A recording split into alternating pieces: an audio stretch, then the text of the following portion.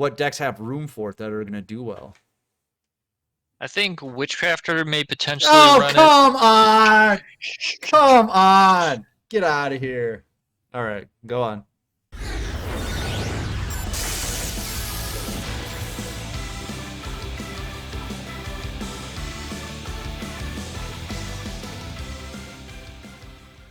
Hey everybody, what's up? Circus here coming at you with a follow-up, I guess, to the Book of Moon release. It just came out by the time you're seeing this, probably like 2 days ago. So I got -1 in here. We had a tournament like an hour after Book of Moon came out, and that's what's on the screen right now. And -1 watched the whole thing, and if you were there, he was commenting quite frequently, so I know he was there paying attention. So I thought I'd bring him in here and we talk about what we saw a little bit. How you doing, buddy? Doing well. So this was a crazy tournament, right? Because it feels like everybody just took whatever deck they were playing and threw three Book of Moon into it. Yeah, it was a wild ride. Like um people just weren't sure what was good or like what should I go for. So there was like a ton of experimentation. I think a lot of people ran Blue Eyes, like um not well, not Blue Eyes with Book of Moon, but it's like the Blue Eyes structure deck and Book of Moon release, so it's like so many new cards that you can try out. So a lot of people were like, "Oh, I'll try this deck with Book of Moon, or I'll try Blue Eyes," or you know, there was a ton of just creativity, I guess I should say. Yeah, it was pretty crazy. Did you get your three Book of Moon? Yes, Do you I want to have three Book share of Moon. with everybody how much you spent on those? Absolutely not. That's the way it goes, though, isn't it? Yeah, It's just the I way it mean, goes. It's like you have them, but we don't talk about that here, do we? the important part is that we have them. Exactly. So, one thing we did see in the tournament last night that was kind of the surprise deck was something that you had tweeted about like a while ago, right? When we first heard about Book of Moon, and you kind of did it as a joke, and I'm going to put it on the screen here, but it kind of became reality too. And here is the tweet from January 5th, -1. The Yeah, time has come. It's got three Malehu, three Palace, three Book of Moon, and a Floodgate in the picture. yeah. And then if you check the full image, there's like three Floodgate, three Canadia. Oh So my it's like God. Okay. 15 Book of Moon is the joke. Okay. So just total control, right? Just total control. Yeah, absolutely. Now we did see that deck last night, or a very similar one, right? So how did it do? Um, from what I heard, it didn't top, but like from watching it, I can kind of understand like the strengths and like what the downfalls or the setbacks were. Hmm. Well, I'm assuming it can control the field pretty well. Well, yeah, but beyond that, um, you have to think if you actually look at the report, you'll see that there were no Book of Moon in I think the top eight. So Really? even nobody was running Book of Moon in their deck in any of the top eight strategies, which was Wow. interesting. Yeah. However, I think it's also fair to understand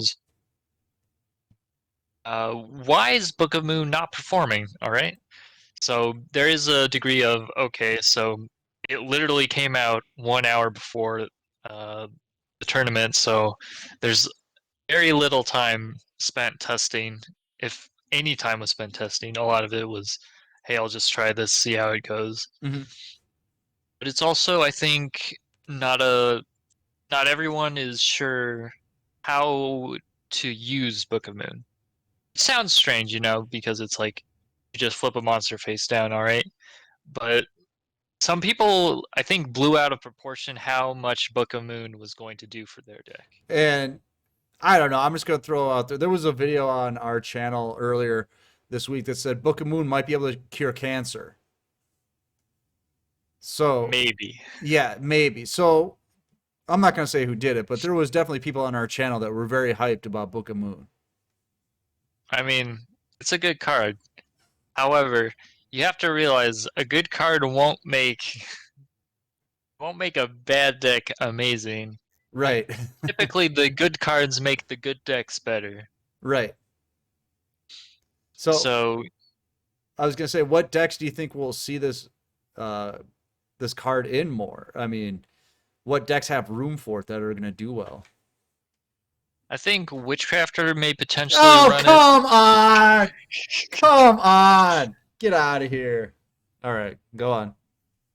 Okay, so how about we got that out of the way? Yep. I think there's a decent chance that Invoke Neos might use it, but at the same time, um, Invoke Neos maybe it won't. But I think Invoke Neos. Um, a lot of decks are struggling to beat Noble Knights when Noble Knights go first. hmm And then Book of Moon is really good at interrupting the Noble Knight board, which will help Invoke Neos to like establish their own board and make plays. So I think it's just beyond Invoke Neos having Purgatrio. I think it's fair to say that the deck will possibly run Book of Moon just for the fact that it can help Noble Knight matchup. Now, my question is basically like a Canadian or a Floodgate, but in spell form. I know it's quick play, but I mean, if you, I guess, because it's a spell, you can play it right away on your turn. I guess and flip down their monster and then summon into their board. Is that the real advantage of it? Like going second? Yeah, that's. I would say the primary advantage of it is that it can be used first or second.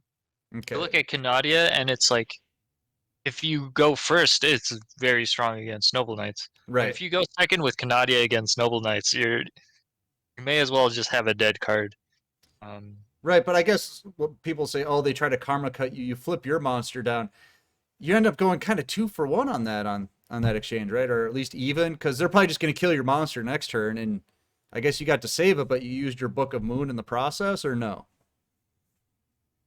well, there is that way to use it. However, it's not always the best way, just hmm because Noble Knights they have the Arfadur, or I don't know how Right. you say any of Yeah. the Yeah. The one names. that destroys the set card. Yeah. Yeah. So booking your own monster isn't always the best idea, but it's an option. Um, but I think generally Book of Moon will see play just because it's a quick play and it's a quick play that's effective against Noble Knights. hmm Um, and I think Noble Knights is either tier 0 or tier 1. It's one of the two. It's we've definitely the adopted the best deck. power level system here, and so the Okay. lower the power level, the worse the deck is. So a tier 0 deck would be like power level 10,000. Okay. Okay. So So what's the best thing something can be power level wise? oh, you just make it up as you go. Okay. Yeah. Um, That way the so system's Noble nice and Knights clear. probably have the highest power level, Ever. or Like, they do have the highest power or level. you can use like PowerCon. It's like DEF CON. We're like PowerCon 5 right now with Noble Knights All right, because I see you. they won the power rankings with 63 points this past week. Yeah. They are just so dominant. Yeah, if you So want to say tiers, I mean, they're right up there. I mean, they won 5 tournaments out of the 9, and then they had like 20 top eights this week or last week. So I would agree. Whatever, however you want to put it, PowerCon 5, Tier 0. I mean, they're approaching that right now. yeah, it's definitely.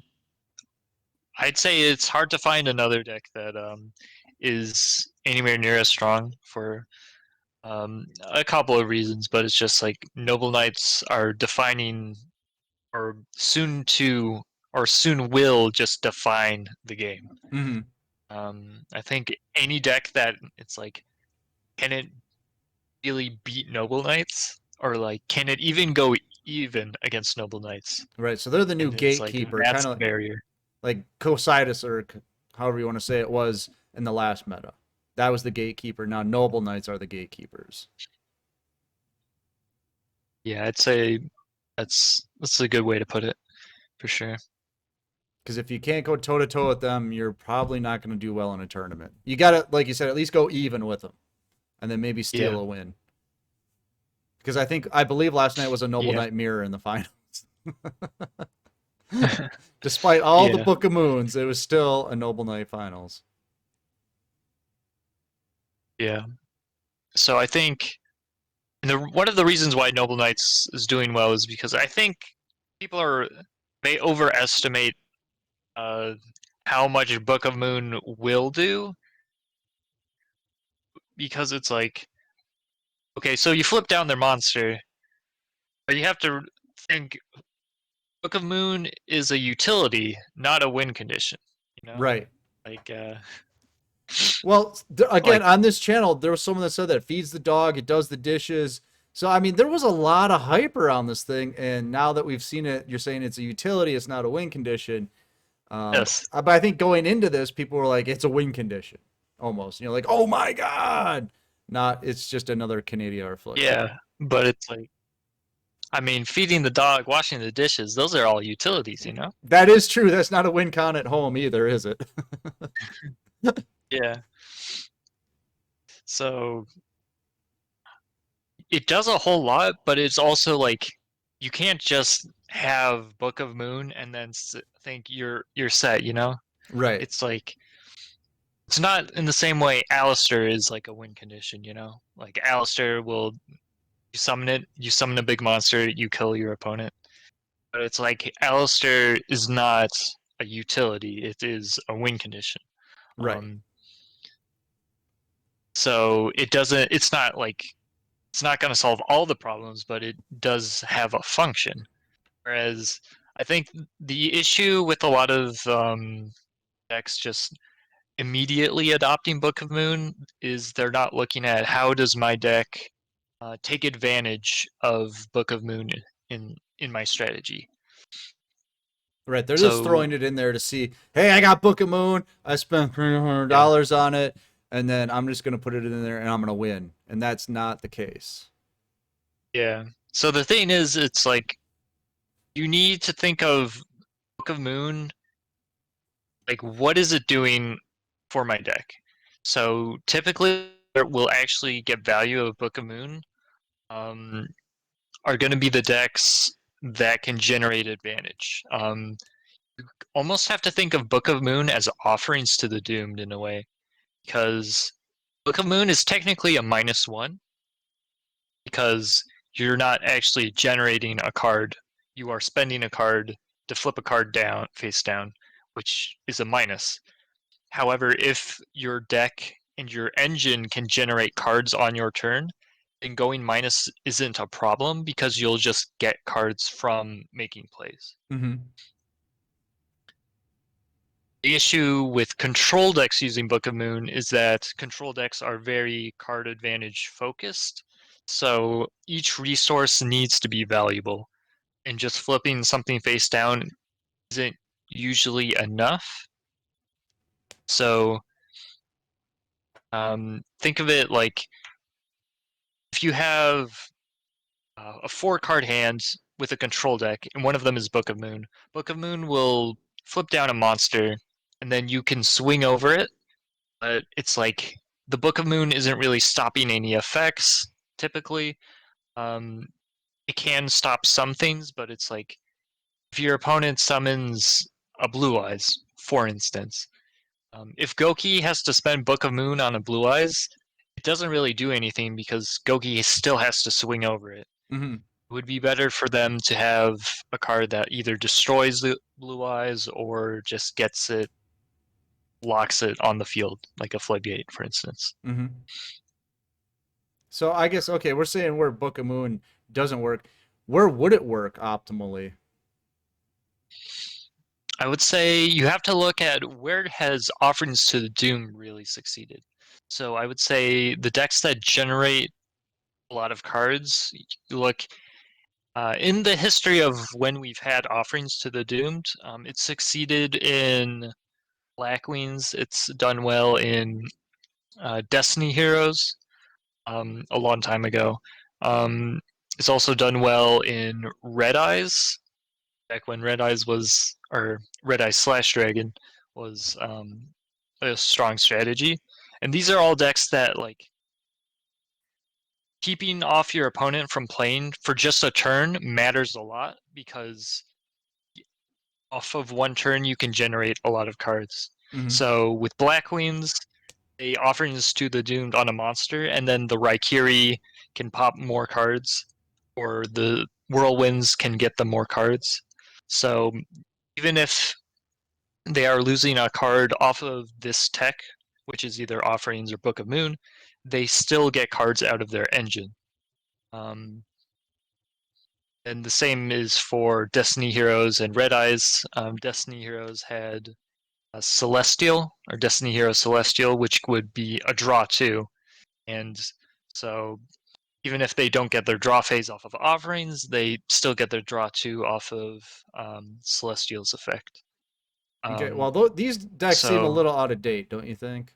Red Eyes, Destiny Heroes. yeah, So what do we have so now? these are Do you think that could take advantage of? I mean, I get what you're saying because they can generate cards and stuff. What do we have that's modern that does that? Something like a Thunder Dragons. They don't really run a lot of spells, but they can pull a lot of cards. What else is there? uh, yeah, I think Thunder Dragon has the potential to take advantage of Book of Moon just because all their effects are like hard once per turn, so you can get effects off that turn to plus cards, but then you can only use it once. So waiting a turn is it's not great, but if you have Book of Moon as defense, then it's all right because you'll just generate a ton of cards next turn as well. Hmm. Um, I think Ritual Beasts may come back to some degree. What? Um, They ain't got no room. They ain't got no room. you say that, but I mean, some they could people, probably take out those crappy Ritual Beast cards that no one uses, right? nah, Or there's they're playing one ofs or whatever. you could probably take out. I mean, some people have gone to 30 cards, which is Oh, it's kind of scary, or spicy. not scary, but either spicy or strange. I guess is the. Someone just got kicked out of the Ritual Beast Discord. I was never in there to begin with. They didn't want you. They're But, like, we don't need Neg. yeah, but I think because Ritual Beasts, having getting Winda into play and then getting to do the Elder, like the Anahawk plays, searching cards is like you generate so much advantage Mm-hmm. that like having the one turn where you Book of Moon go minus is fine because if you get to Canahawk and you get to ulti Canahawk, you like search so many cards that you mitigate the drawbacks. Yeah, I mean it's in the sub notification, right? Can a hawk take him back, Yeah, search a card. I mean, Mel that's was the on whole deck. this. He was ahead of the curve. Yeah, man, he knows everything. So Ritual Beast. What about we just had on the screen Teller Knights? A lot of people thought maybe Teller Knights could benefit from it. I think Teller Knights have some. They have more issues More than issues than just that. Okay. yeah. I think stuff like Karma Cut, like just any sort of interruption could be like very difficult for Teller Knights to get into the game. But I don't know. Maybe someone surprises me and proves me wrong. They just have a I hard could time see it. playing through something. Yeah. Okay. I think the main issue with Teller Knights is that they don't generate too much card advantage if they don't get to the Deneb. Okay. So um, if they see Deneb, then they can search a card. And then if Deneb goes to grave, they can summon Altair, which is a +1 to summon back Deneb, which is a +1 to search from deck. So um, if they do see Deneb, they can generate a ton of cards. However, if they don't, then they kind of fall behind in a lot Okay. of ways. All right. So what else is there? Anything that I mean, most of the stuff is like outdated. Well, I don't want to say outdated, but decks that have been around for a long time. I'm trying to think what was on the power rankings this week. Most of it is stuff that I would say is older stuff. You know, it's like Noble Knights and then Desperado, and then everything else was like older decks that are just kind of hanging around because they haven't been completely phased out yet. Yeah, so presently we don't have too many decks that are using offerings. Mm-hmm. However, there is a chance that some of the decks that maybe would have liked to run offerings but need their draw phase might still use Book of Moon Oh, I noticed. because Oh, go ahead. I'm sorry. Go ahead. I was just gonna say because some decks are okay with losing a draw phase as long as they have like a board. Hmm. However, there's other decks which like they still want their draw. They're fine with the -1, but they don't want to lose their draw phase, Okay. for instance.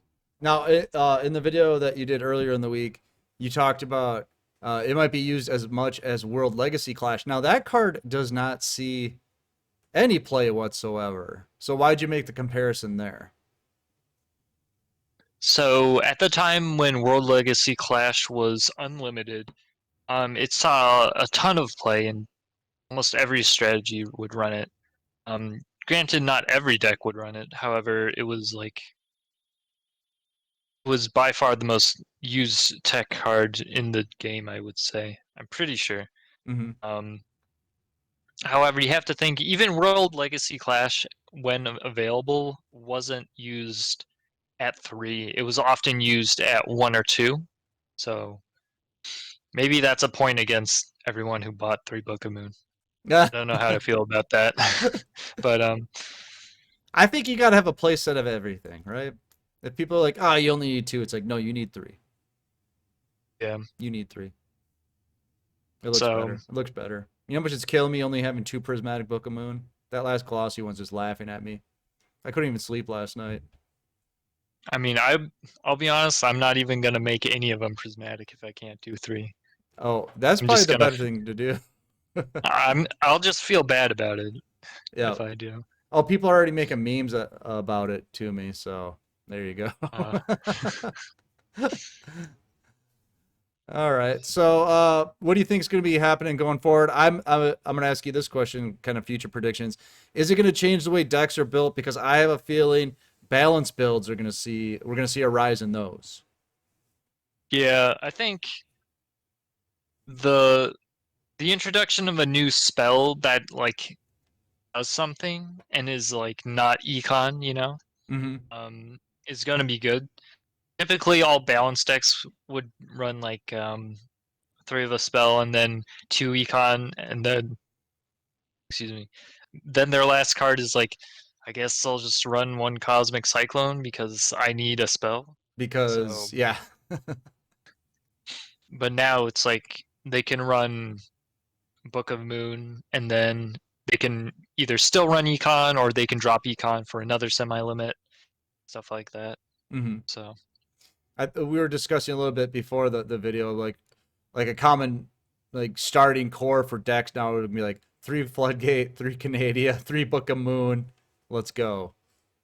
yeah, you just throw all those in, and then you throw in a bunch of monsters, and congrats, you have a deck. So Right. Yeah, that's good, right? yeah, I'm not sure how to feel about that, but it's gonna be interesting to see. I mean, I guess why wouldn't you? I mean, that back row right there. You could play a 30 card version. Just throw your Karma Cuts in there, throw your Regeki Breaks in there, and you're looking at Yeah, Element Sabers near the end of its lifespan, right?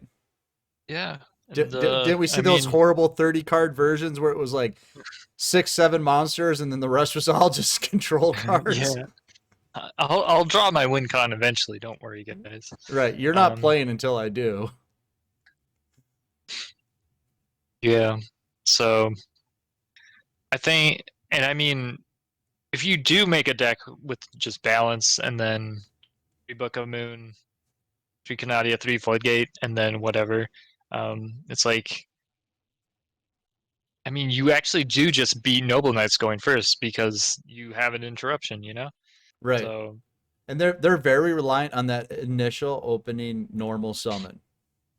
yeah, so I'm not saying it's going to be good, but I will say that it's going to be annoying Mm-hmm. and it may get used. So something to either look forward to or dread, depending on your outlook. Right. All right. Well, we'll have to keep an eye on it. Maybe we'll have you back next week and we can kind of see where things are going. You seem to be the Book of Moon expert right now. That's what we're going to tell everybody. You're the Book of Moon expert. Oh boy. Yeah. All right, guys, we're gonna get out of here. This was a good discussion. We're gonna definitely you're gonna see Neg on the channel more because he's now a DLE affiliate, which I think you guys might have caught on to. But if you haven't, it's official now. He's a member of the team, so make sure to check out his streams on the Twitch channel, and you'll be seeing him more here on the YouTube channel. So make sure to say hi to him in the comments below and tell us what you think of Book of Moon in the comments below. Don't complain about the paywall. We don't care about that. We want to talk about the meta impact of Book of Moon, all right? If you want to complain about how much it cost or you hate whales like me, go to the Let's All Laugh at Circus video and do it there because that's all that is. So you can do that there all you want. But make sure you get in our Discord because that's free. You can get into our tournaments, which are free, except Damage Step. That's our pay-to-play one, and that one's always a big tournament, so you can get in there and play against people like Neg1. Zaid King was actually in this tournament last night that we're watching. Zaid King, world champ. So people say meme phase. Well, it's meme phase plus the world champ. So there you go. What else? Just check out Neg1 when he randomly streams throughout the week. Yeah. Yeah, just pay attention to the Discord. All right, we're going to get out of here. I'm Circus. That's Neg1. Take it easy. All right, we'll see you next time.